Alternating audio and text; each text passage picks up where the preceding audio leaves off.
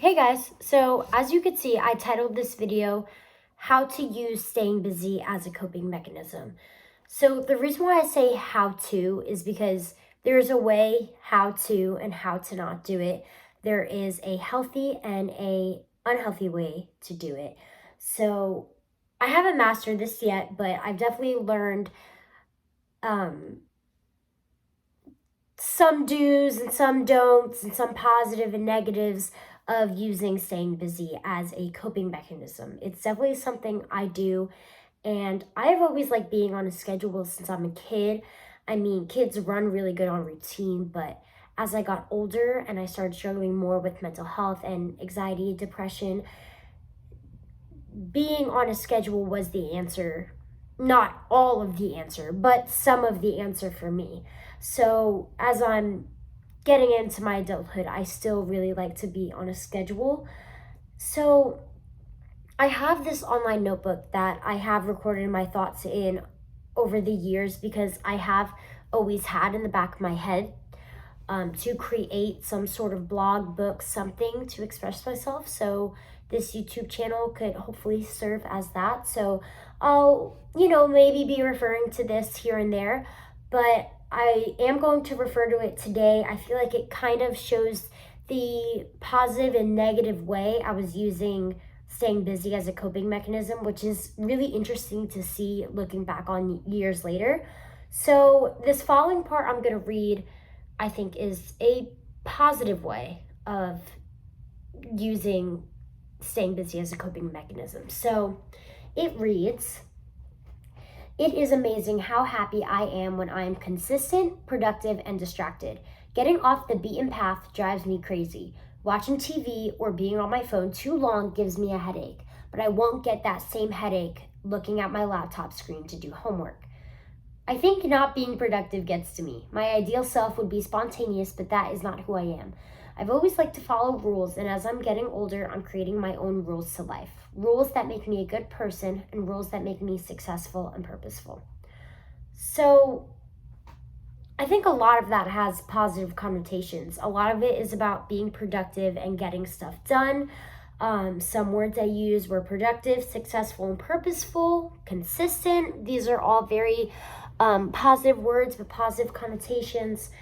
And staying busy, actually, like doing tasks that are productive and achieving those tasks, those release dopamine in the brain the same way physical activity, exercise would do. So these are staying busy, being productive is actually scientifically a really good coping mechanism to help with chemical imbalances in the brain that would cause anxiety, depression, all those kinds of issues that I was dealing with. So it is a good way to cope with mental health if that is something you like. If you like being a busybody, don't feel like, oh, I can't do this because it's not healthy. It is, like I said, there's just a way to do it. So, as I said, there's also some parts in what I wrote that are kind of negative ways that I saw being busy. So, I'm going to read that. So, distraction just means that my mind is stimulated and I'm not left alone with my thoughts. That's why I love music so much. I have their voice to drown out the ones in my head. I'm following the words of the song, so I don't have a moment to follow the words in my head." So this is where it gets unhealthy and negative.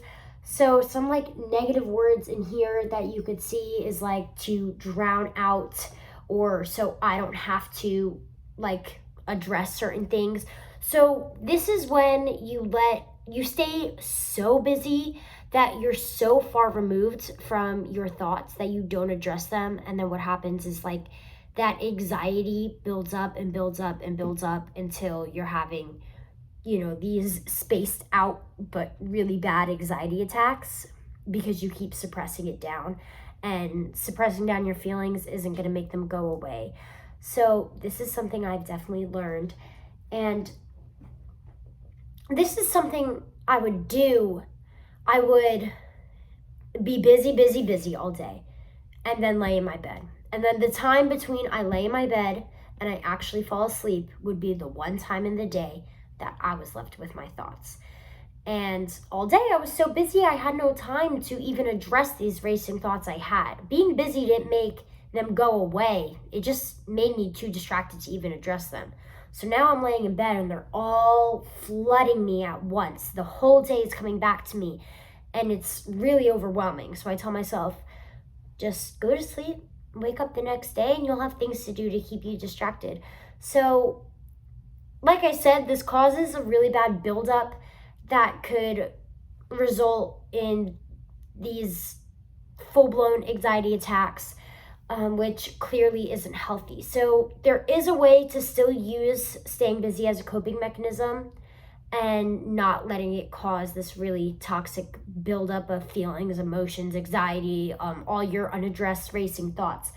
So the couple ways to cope with it, I think the biggest way to cope with it is to make that gap between being busy and like laying in your bed, being left alone with your thoughts, to make that gap a little less abrupt. So what that means is before you go to bed, spend some time not being preoccupied with something unrelated to yourself, but almost be preoccupied with your thoughts, be preoccupied with your mental health. Address all those thoughts so when they come flooding to you, you already addressed that. They're not going to bother you. So some ways you could do that is reflecting on the day. That could look like praying, that could look like journaling, that could look like data tracking, which could come and like you could rate your day from 1 to 10. If you have certain categories of your day, if you work out, do homework, and go to work, you could rate each of those as like a win or a loss. And then I kind of like to like average the day as either a win or a loss. You could use like color coding, like red, yellow, green. You could do certain things to track your data and kind of like look back on days and like track your week, you know what I mean? Write little notes to yourself, journaling. I like to go on a walk at night because, not like night, but when it's still light out and I like to go on a walk, it's kind of like a nightcap. Just so I could have a place to like quietly and peacefully think about my thoughts. But like I'm still walking, so I still have that distraction, but I'm not really thinking about anything else. I don't need that much brain power to walk. But so I could reflect on my day, go through my thoughts. You know, I still have that dopamine releasing from my physical activity, you know, probably leveling out any stress that's being caused by reflecting on my day. But that's what you really want to do. And even, I'm going to talk about this more in another video, but honestly, fake it till you make it is, it's pretty true. You could, as long as you have to evenly combat those negative thoughts with positive thoughts. So like, if you think, you know, I'm also going to talk more about food on this channel, but, you know, if you think, oh, like, you know, I shouldn't have had that extra, you know, bowl of soup. I shouldn't have had that extra bowl of soup. I didn't need it. I wasn't hungry. Negative thought, right? And you could combat that with, well, you had a really great workout today. It fueled your body. It's okay. Learn from the experience. Maybe next time wait 15 minutes and see if you're still hungry. Those kinds of things. So just to kind of like already address these negative thoughts that are going to come up before you're left alone with them laying in your bed.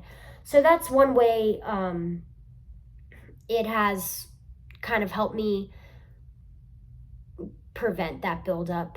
And obviously having a really good support system, like don't be shy to, you know, talk about it with like a close, like obviously somebody you feel comfortable with and you don't have that anxiety of oversharing, you know, family, close friends, but somebody you feel comfortable talking to. And then, you know, maybe if they're going through similar struggles, that's, you know, something you could relate to. And then it doesn't seem as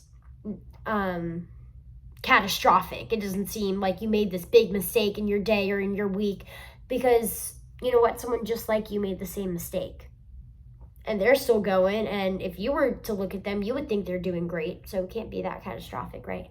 So overall, I think for the most part, using staying busy as a coping mechanism is really good. It's going to have you get stuff done, it's going to have you be productive. But if you know you're doing that, you just have to be conscious that you're not avoiding addressing your thoughts and you're not using it to like drown out your anxiety, because it's simply not going to work.